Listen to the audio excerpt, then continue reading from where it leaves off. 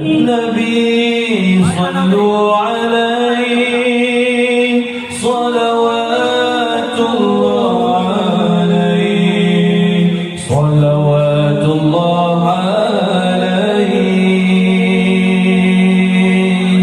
وينال البركة كل من صلى عليه كل من صلى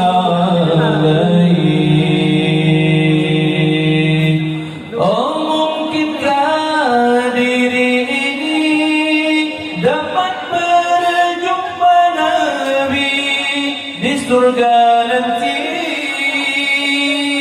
menjadi umat Nabi yang diakui, disayangi dan dicintai.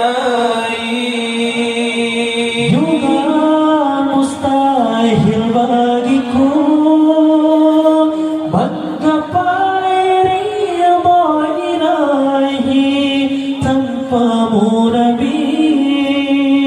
Engkau panutan kami ya Muhammad Rasulullah ya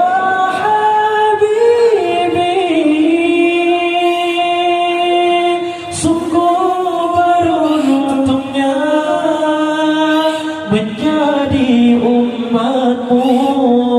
Insan seperti dirimu, pemimpin para nabi. Seharusnya aku jalankan sunnahmu, teruskan dakwahmu ya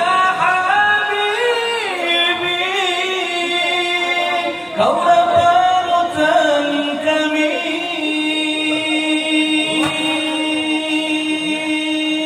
An-Nabi sallu alaihi salawatullah alaihi salawatullah alaihi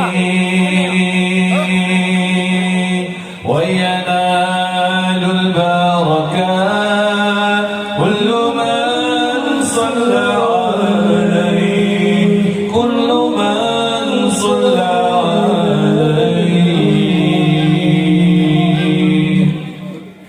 Oh mungkinkah diri ini dapat berjumpa Nabi di surga nanti, menjadi umat Nabi yang diakui, disayangi dan dicintai.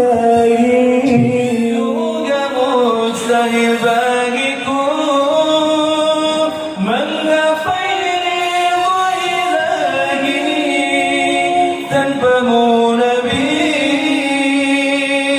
Engkau panutan kami ya Muhammad Rasulullah ya Habibi. Sungguh beruntungnya menjadi umatmu. Insan